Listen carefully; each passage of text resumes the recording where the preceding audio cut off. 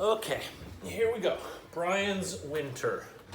So, along with this video, you're going to find a Google Doc with some questions for you to answer. I would suggest that you read the questions before you watch the video. That way you might have a few aha moments and you won't have to try and go back and play the video to figure out the answers to some of the questions. Because it's a little different than if you had a book in front of you and you could just flip through the pages. So here we go. First of all, there is what they call a foreword. So I'm going to read that to you, and then I will read the first chapter. So, foreword. This book was written for all those readers of Hatchet who wrote to tell me that they felt Brian Robeson's story was left unfinished by his early rescue before. They said it became really hard going. They asked what would happen if Brian hadn't been rescued, if he had had to survive in the winter. Since my life has been one of survival in winter, running 2 Iditarods, hunting and trapping as a boy and a young man, the challenge became interesting. And so I researched and wrote Brian's Winter, showing what could and perhaps would have happened had Brian not been rescued. For the purpose of this story, it is necessary to shift the idea left by Hatchet and suppose that although Brian did retrieve the survival pack from the plane, he did not trigger a radio signal and did not get rescued. Other than that, I hope I have remained true to the story in Hatchet and that this book will answer the question of Brian's winter survival. It is important to note, however, that his previous knowledge was vital. He had to know summer survival to attempt living in winter. Had he been dropped into the winter with no previous knowledge of hunting, surviving, no education gained in the School of Hard Knocks during the summer, Brian probably would have died no matter what his luck or abilities. Okay, part 1, Fall. Chapter 1. Fall came on with a softness, so that Brian didn't realize what was in store. A hard-spined Northwoods winter, until it was nearly too late. He had never thought he would be here this long. After the plane crash that marooned him in the wilderness, he had lived day by day for 54 days, until he had found the survival pack in the plane. Then, another 35 days through the northern summer, somehow living the same day-to-day pattern he had started just after the crash. To be sure, he was very busy. The emergency pack on the plane had given him a gun with 50 shells, a survival .22 caliber rifle, a hunting knife with a compass in the handle, cooking pots and pans, a fork, spoon, and knife, matches, 2 butane lighters, a sleeping bag and foam pad, a first aid kit with scissors, a cap that said Cessna, fishing line, lures, hooks, and sinkers, and several packets of freeze-dried food. He tried to ration the food, but found it impossible, and within 2 weeks he had eaten it all, even the package of dried prunes, something he'd hated in his old life. They tasted like candy, and were so good he ate the whole package in one sitting. The results were nearly as bad as when he glutted on the gut cherries when he first landed. His stomach tied in a knot, and he spent more than an hour at his latrine hole. In truth, he felt relieved when the food was gone. It had softened him, made him want more and more, and he could tell that he was moving mentally away from the woods, his situation. He started to think in terms of the city again, of hamburgers and malts, and his dreams changed. In the days, weeks, and months since the plane had crashed, he had dreamed many times. At first, all the dreams had been of food he had eaten, food he wished he had eaten, and food he wanted to eat. But as time progressed, the food dreams seemed to phase out, and he dreamed of other things, of friends, of his parents, always of their worry, how they wanted to see him, sometimes that they were back together, and more of girls. As with food, he dreamed of girls he knew, girls he wished he had known, and girls he wanted to know. But with the supplies from the plane, his dreams changed back to food, and when it was gone, in what seemed a very short time, a kind of wanting hunger returned that he had not felt since the first week. For a week or two he was in torment, never satisfied. Even when he had plenty of fish and rabbit or fool bird to eat, he thought of things he didn't have. If it somehow was never enough, and he seemed to be angry all the time. So angry that he wasted a whole day just slamming things around and swearing at his luck. When it finally ended, wore away was more like it, he felt a great sense of relief. It was as if somebody he didn't like had been visiting and had finally gone. It was then that he first noted the cold. Almost a whiff, something he could smell. He was hunting with the rifle when he sensed the change. He had awakened early, just before first light, and had decided to spend the entire day hunting and get maybe 2 or 3 fool birds. He blew on the coal from the fire the night before until they glowed red, added some bits of dry grass, which burst into flame at once, and heated water in one of the aluminum pots that had come in the plane's survival pack. Coffee, he said, sipping the hot water. Not that he'd ever liked coffee, but something about having a hot liquid in the morning made the day easier to start, gave him time to think, plan his morning. As he sipped, the sun came up over the lake, and for the 100th time, he noted how beautiful it was. Mist rising, the new sun shining like gold. He banked the fire carefully with dirt to keep the coals hot for later, picked up the rifle, and moved into the woods. He was instantly hunting. All sounds, any movement went into him, filled his eyes, ears, mind, so that he became part of it. It was then that he noted the change. A new coolness, a touch, a soft kiss on his cheek. It was the same air, the same sun, the same morning, but it was different. So changed that he stopped and raised his hand to his cheek and touched where the coolness had brushed him. "Why is it different?" he whispered. "What smell?" But it wasn't a smell so much as a feeling, a newness in the air, a chill, there and gone, a brush of new cool air on his cheek. And he should have known what it meant, but just then he saw a rabbit, raised the little rifle, pulled the trigger, and heard only a click. He recocked the bolt, made certain there was a cartridge in the chamber, and aimed again. The rabbit had remained sitting all this time, and pulled the trigger once more. Click. He cleared the barrel and turned the rifle up to the dawn light. At first he couldn't see anything different. He had come to know the rifle well. Although he still didn't like it much. The noise of the small gun seemed terribly out of place and scared game away.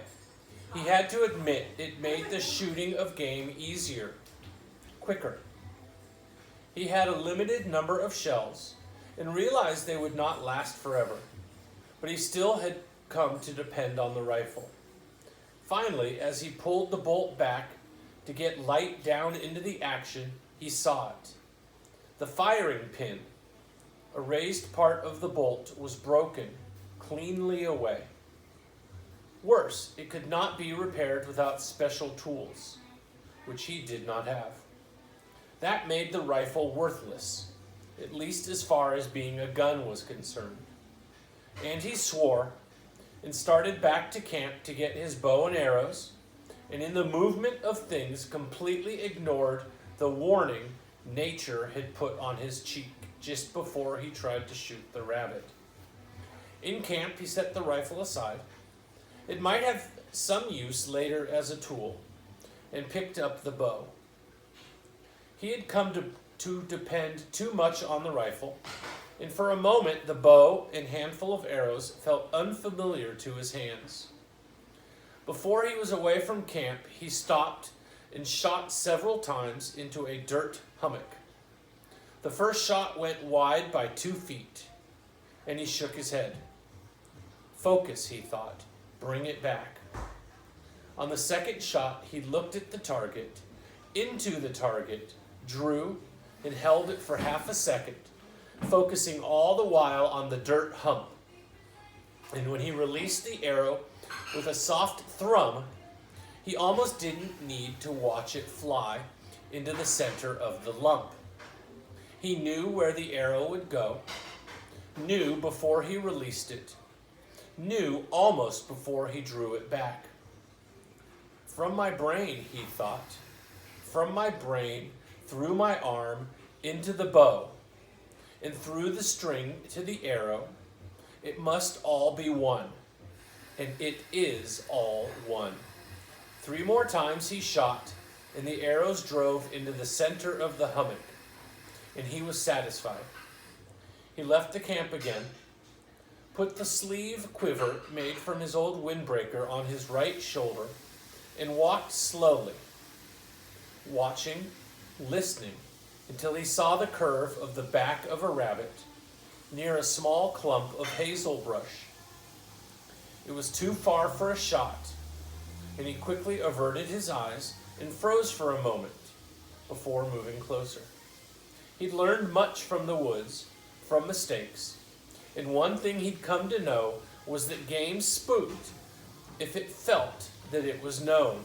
It was always better to look away, move sideways instead of directly toward it, and he worked now to the left, letting the brush cover his movement until he was no more than 15 feet away from the rabbit. He drew the bow, aimed for the center of the rabbit, and released the arrow when he felt the arrow would fly right. It took the rabbit almost exactly in the center of its chest and drove through cleanly, killing it almost instantly. They were not all clean, the kills, and he was grateful.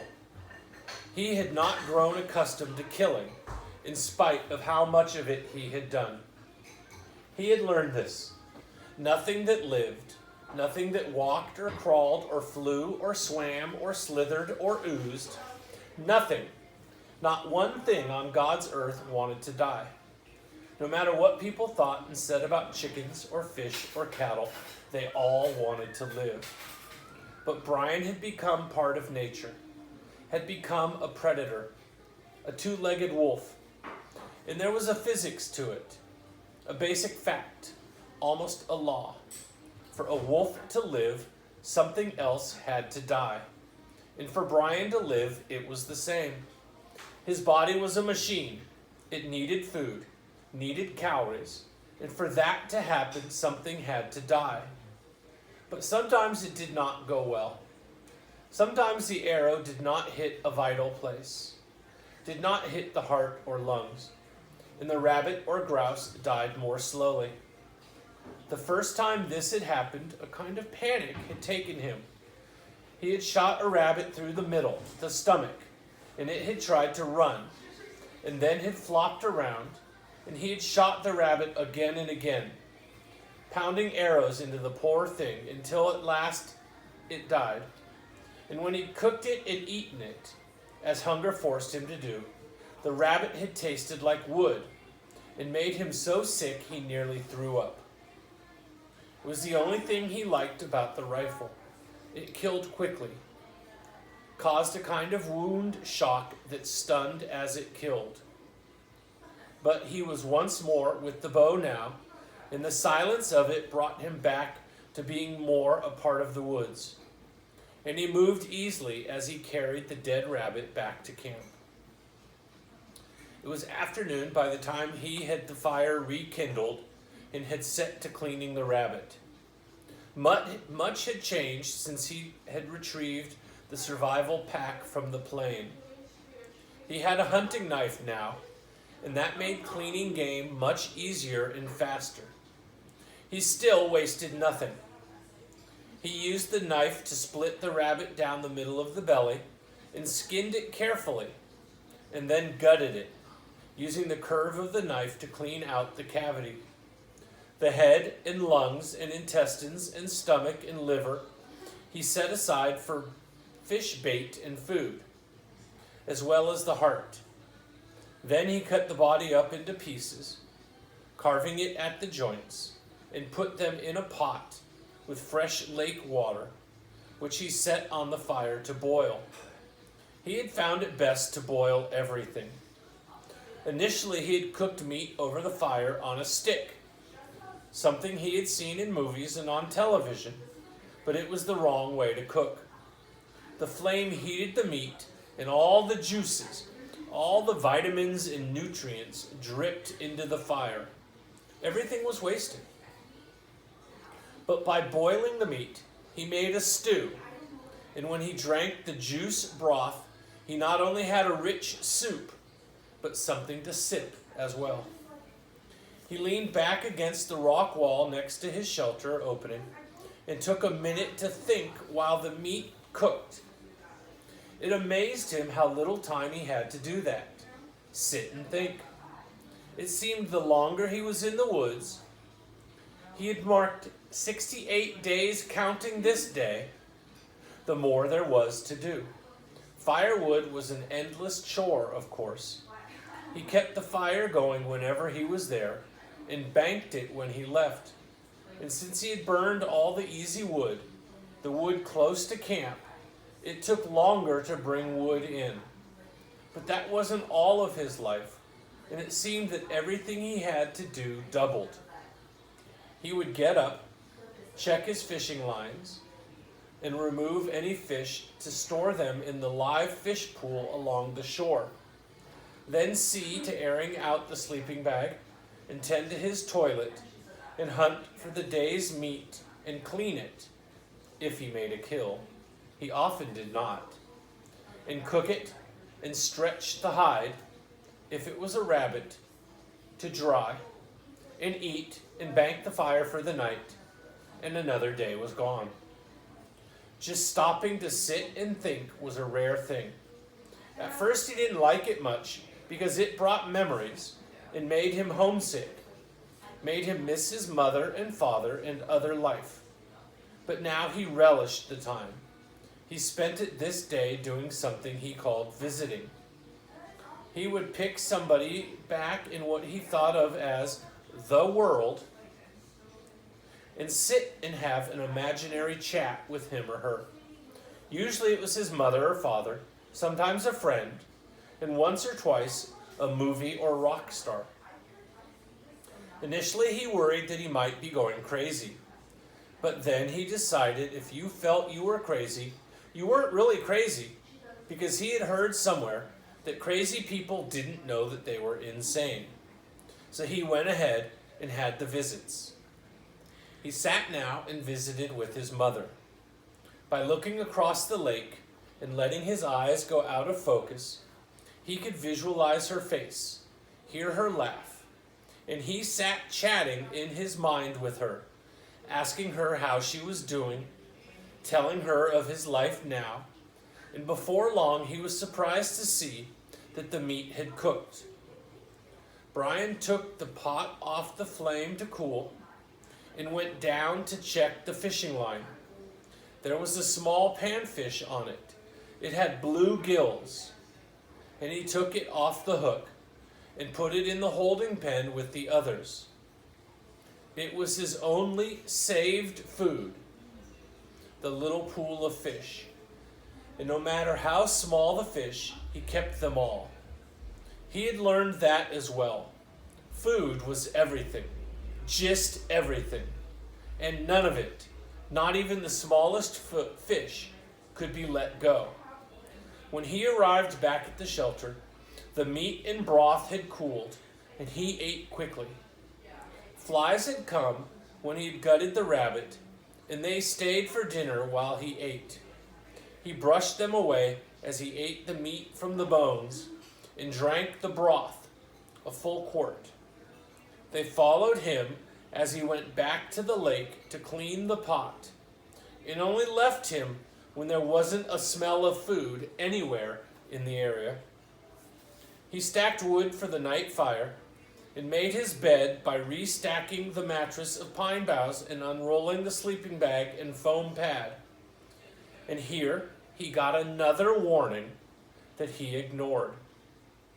When he slid into the bag and turned so that he felt the heat from the fire on his face coming through the opening, it did not feel uncomfortable. He snuggled down into the bag and felt glad for its warmth, and thought that this was the first time he'd felt glad for heat this season, that it was growing colder somehow eluded him. He closed his eyes and went to sleep like a baby. Okay, so that's it for chapter 1. So go ahead and answer those questions, and it's due Friday, so you have 2 days to finish this assignment. And then I'll post chapter 2 on Monday. All right, bye.